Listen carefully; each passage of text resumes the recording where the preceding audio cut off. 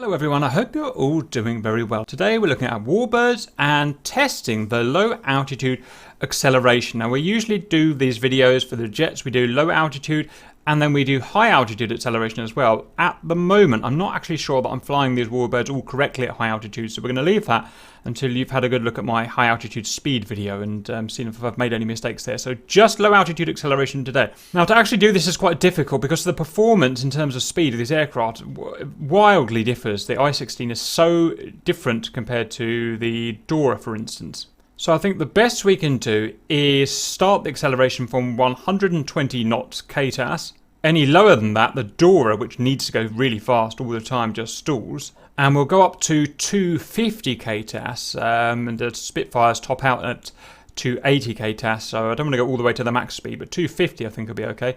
The I-16 won't be able to take part, it's just too slow, 225 KTAS max, so tough really. Our usual test parameters will apply: 30 degrees Celsius at sea level, 29.92 inches mercury Q and H. All aircraft have 10% fuel and fuel burn is turned off. There are no stores on the aircraft and there is no wind. We will be using MW50 in the Dora and the Curve first because it is for tactical use. In terms of predictions, or speed isn't really that important here. It's more about power to weight ratio, I would think. Correct me if I'm wrong, let me know what you think.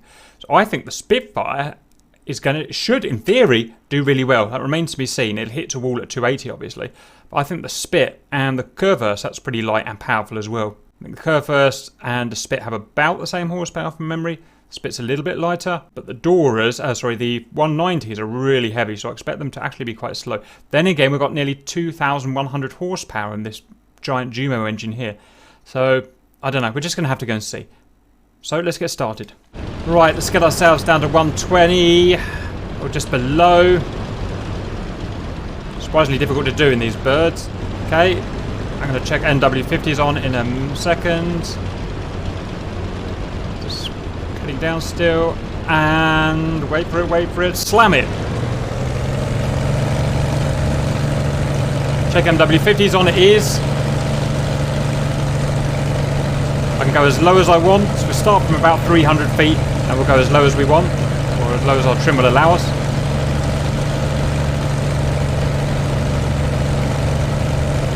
We'll end about 50 to 100 feet. Oh, that's done already. That was quick. Right. Next bird. Okay. Get the petrol going. Oh, God, it's heavy. No. Doesn't like 120. Second go. Power on. Don't stall. Engine's off. Got the petrol. Right. Jesus Christ, calm down. So we're going to start about 300 feet. We're going to get down to the deck. I love Warbirds. God, they're hard to fly. Please don't stall. Come on, you've got wings. You can go this slow. An F-15 could go this slow, for God's sake. 25 tons nearly. 20 tons. And wait for it. Go! No MW50 to worry about.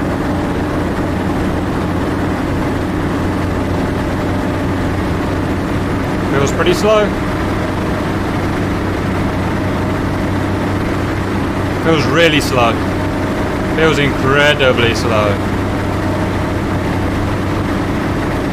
Can we even make 250? Jeez, I never knew it was this slow. But it's such a good module though, I want to fly it.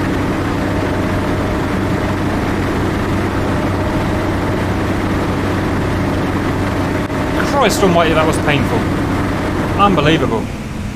Not much power, heavy air resistance, and, well, fair amount of power. And very heavy. So, acceleration. Appalling.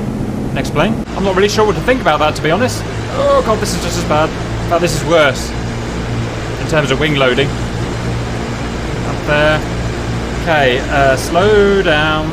Turn the MW50 on. Check the boost works. It does. Right, somehow I've got to get this plane down to 120 now. I never realised until now how fast you have to fly these Focke-Wulf 190s. You really got to fly them fast. Right, she's not going to like this, but needs must. Alpha's getting a little high for my liking. Get ready to go. And wait for it, wait for it, wait for it, wait for it, wait for it, wait for it, wait for it, wait for it. Go. Boost! Boost! Hey, that's much faster. That is much faster. That's actually impressive.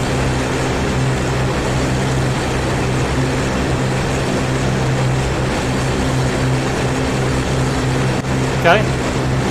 Wow, the difference between this and the AA. I'm just going to quickly nip out to the mission editor and check the fuels both set right. I think they are. Everything's set right, so the AA is just stupidly slow accelerating. Right, this bird, going to get my head around it again. RPM up to maximum.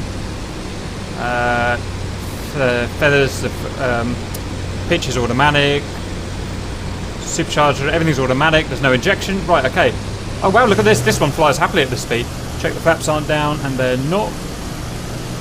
It's a really good plane to fly this. It handles so beautifully compared to anything. Right, let's just get up to 300 feet.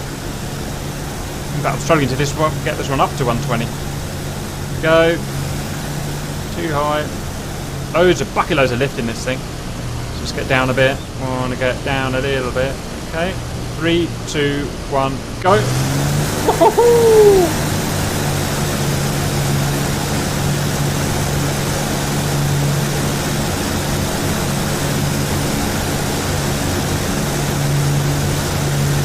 God, it's a good plane. It's a good plane, this is. I see why everyone raves about it now. It's not accelerating. It's not accelerating. Why is this? Is it just too heavy? It's not accelerating. Now that's really interesting. That is really interesting. Why? Okay. Spitfire full wing.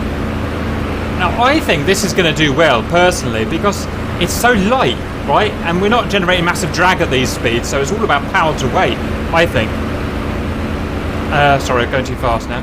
And it's a, it's a big old 1700 horsepower Merlin, just like the P51. I think it is, anyway, so stand to be corrected. Now, this thing will fly at 50 knots, so 120 is not going to be a problem for it. Oh, Spitfire's so hard to fly. Why is it so hard to fly? Go.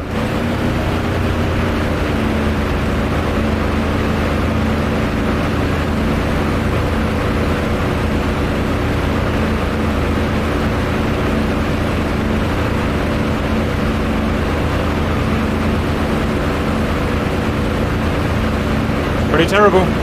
That's a shame. I really thought it would kick ass. Gutted about that. It's just hit a wall at 200 knots.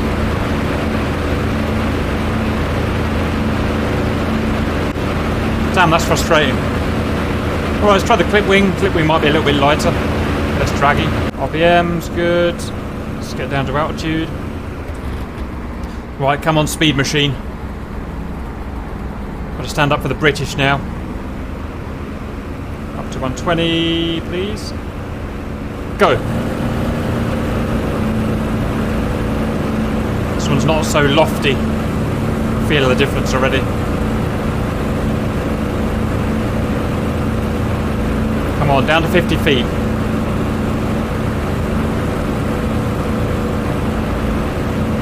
Suck that dense air in. No, it's still slow, look. It was a little bit faster. Half of that was due to I just did a better run, to be honest. I was a bit shaky with the other spit. Right, that was everything done. That's pretty easy. Let's go and look at the results. Okay, the results. Low altitude acceleration, 120 ktas to 250. Some really weird results. I'm going to need some help explaining these. So we've got the planes here. The absolute best was the BF-109 at just under 22 seconds, which is absolutely amazing.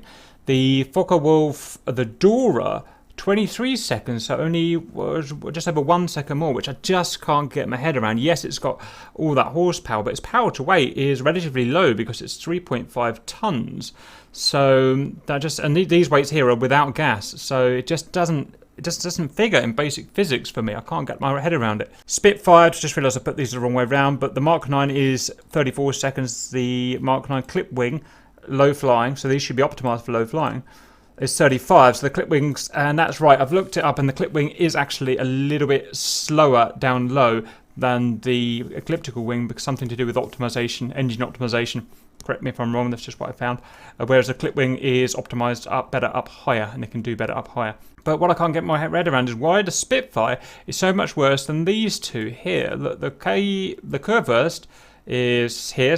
Where is it? Is here. It's got the same horsepower pretty much as the Spitfire up here, and it weighs half a ton heavier than the Spitfire. So what is it that's making it 2/3 quicker? Something just isn't right there. I don't know. See what you think. See what you guys think. The Focke-Wulf 190A8 did terribly, and sorry, I just realised the P3 out of order as well, but the A8, that was kind of expected. You've got less horsepower than most of them and almost the heaviest weight, so that does kind of make sense. P51 did as bad as the Spitz, and yeah, that makes sense. 1700 horsepower, which is pretty much the average, and it is, sorry, I've lost it there, 1700 horsepower, but it's 3.5 tons, so it's just as heavy as a Dora, but missing, nearly 400 horsepower. So more or less makes sense, except these two just seem way too high. They're the only two with MW50. Maybe it's something to do with that, but even with MW50, these are the horsepowers that they generate. So, don't know, something's not right. Why is that one and that one so good at acceleration? I mean, just stupidly good. Like, uncomparably good compared with these. So, don't know, no idea. I'm going to put these in order, and I'm going to finish up for today. Let me know what you think is going on there, if you can find a way of explaining that. I don't think you can, but we'll see. Hope you enjoyed that. See you later.